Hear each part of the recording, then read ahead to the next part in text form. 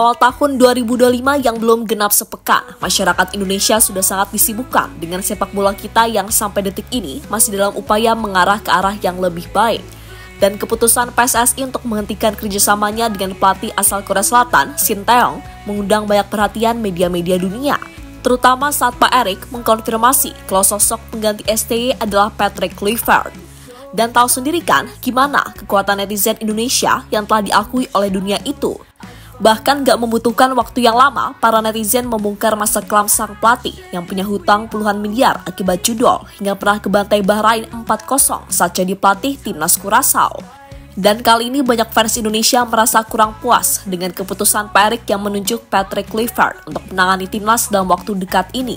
Bahkan banyak yang bilang kalau keputusan dari Pak Erik adalah salah satu blunder yang telah dilakukan oleh PSSI.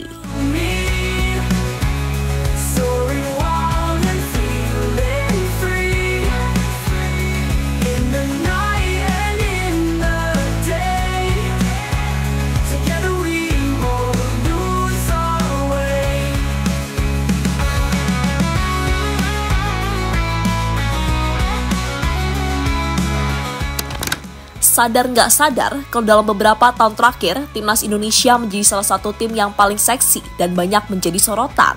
Menariknya, sorotan itu nggak cuma dari media lokal, tapi udah sampai ke media-media besar internasional. Dan yang lebih menggelikan, orang-orang di sini benar-benar banyak yang berlagak seperti Indonesia ini tim kuat dunia, yang seolah-olah bisa ngalahin siapapun hanya karena kita punya pemain dari Eropa. Ya, memang secara market value kita 10 besar di Asia, tapi biar bagaimanapun, secara kesatuan tim kita masih belum come-in. Jadi pastinya butuh waktu untuk mencapai top perform. Nah, dari semua hal ini, Shin Tae-yong sebagai pelatih benar-benar seperti dihakimi secara sepihak. Dan konyolnya lagi, hanya gara-gara gagal lolos babak semifinal Piala AFF 2024, pelatih asal Korea Selatan itu harus kehilangan pekerjaannya di awal tahun 2025 ini. Setelah kemarin PSSI menggelar rapat dan memutuskan untuk mengakhiri kerjasamanya dengan Shin Tae-yong. Dan Coach Shin Tae-yong sudah menerima surat menyuratnya. Nanti tentu ada proses yang berikutnya mengenai hubungan kita yang sudah berakhir. Dan saya mengucapkan sekali lagi terima kasih. Dan kami sudah mendapatkan calonnya. Nanti juga kita undang semua media untuk press conference berikutnya di tanggal 12 nanti. Kurang lebih jam 4 sore. Jadi kalau ada dari pihak media atau teman-teman yang ingin tanya jawab, nanti langsung saja dengan pelatih penggantinya ya. Dan keputusan PSSI untuk mengakhiri kerjasama dengan Shin Tae-yong itulah membuat banyak media-media dunia mulai menyoroti timnas Indonesia. Apalagi di sisa laga babak round 3 ini, Pak Erik sebagai ketua PSSI benar-benar menginginkan satu tiket ke Piala Dunia 2026. Maka dari itu, Pak Erik ingin mendatangkan pelatih berlabel dunia dan nama Patrick Kluivert hingga Louis van Gaal menjadi orang paling dekat dengan isu tersebut. Bahkan, media ternama 433 bersama pakar transfer terbuka Fabrizio Romano langsung posting Patrick Kluivert yang akan segera gabung ke timnas Indonesia pada 12 Januari mendatang. Sedangkan media ternama asal Belanda, Voetbal Primer, juga mengkonfirmasi kalau Patrick Kluivert nggak sendirian datang ke Indonesia, melainkan bersama Louis van Gaal yang kemungkinan akan jadi direktur teknik bagi skuad timnas Garuda. Wah, makin menarik nih. Dan tentunya ini bukan jadi pekerjaan yang mudah, karena di bulan Maret mendatang, timnas Indonesia akan menghadapi tantangan berat dan harus bisa amankan 6 poin saat bertandang ke markas Australia dan menjamu Bahrain di GBK.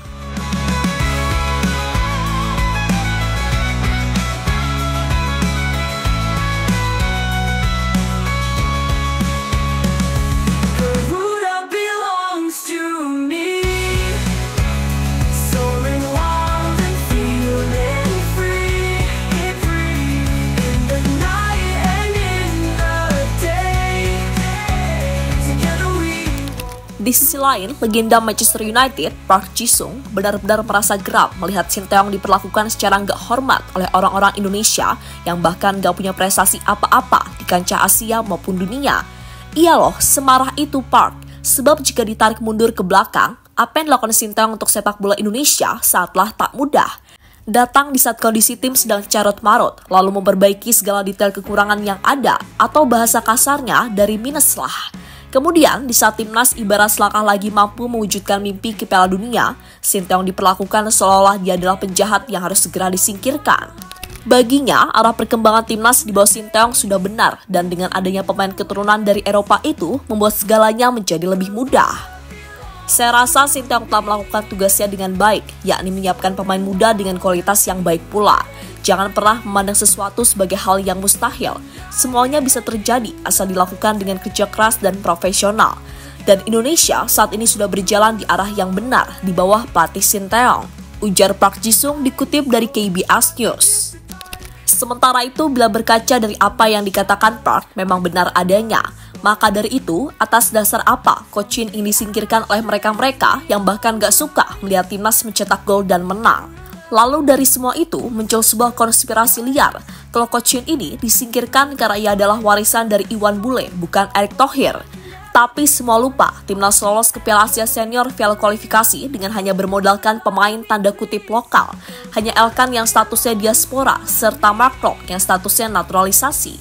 Yang mana artinya, Coach Shin telah berhasil menciptakan sebuah pondasi, yang mana itu disempurnakan oleh hadirnya bintang-bintang baru yang ada saat ini.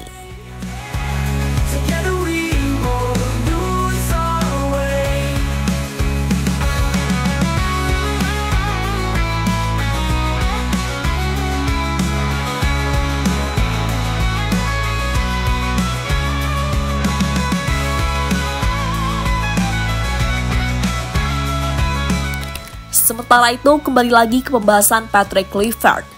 Mantan legenda Barcelona dan juga timnas Belanda itu sendiri dikenal dengan filosofi yang mengadopsi permainan menyerang yang menekankan penguasaan bola dan pergerakan cepat. Pengalaman bermain di klub-klub seperti Ajax dan Barcelona dapat dikatakan telah mempengaruhi pendekatannya dalam melatih, di mana ia mendorong timnya untuk bermain dengan kreativitas dan fleksibilitas dalam menyerang. Dan formasi yang sering digunakan olehnya adalah 4-2-3-1 dengan skema lainnya bisa serupa 4-3-3. Sebagai informasi, formasi 4-2-3-1 adalah formasi yang berfokus pada keseimbangan antara pertahanan dan serangan dengan 2 gelandang bertahan. Akan memberikan stabilitas defensif dan 3 gelandang serang yang mendukung penyerang tunggal. Sementara itu, kalau bicara formasi 4-3-3, formasi itu adalah formasi yang sering digunakan untuk menerapkan total football, di mana formasi itu memungkinkan transisi cepat antara menyerang dan bertahan, serta rotasi posisi pemain yang dinamis. So, jika pilihannya Patrick Kluivert, maka kami pikir PSS ingin melihat timnas bermain lebih dinamis dalam menyerang atau menguasai permainan dengan gaya total football.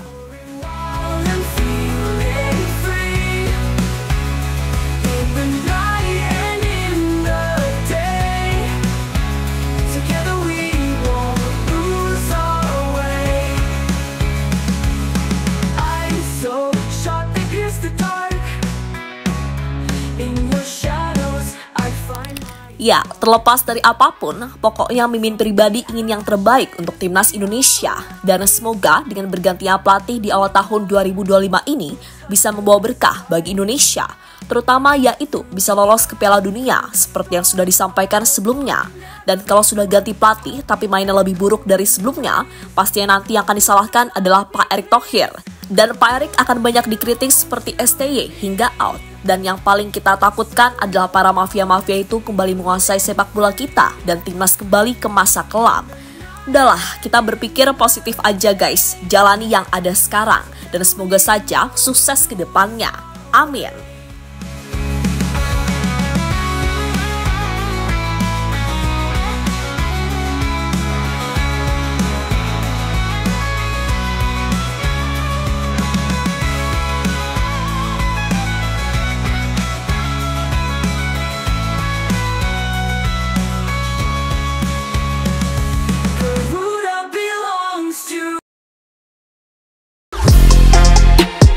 Halo, izin iklan sebentar ya guys. Jadikan ruangmu bernuansa timnas. Temukan beragam poster dinding, sepak bola dan timnas dengan desain menawan, kualitas premium dan harga yang tidak akan menguras kantong. Segera klik link Shopee di deskripsi video ini dan dukung timnas dengan sepenuh hati.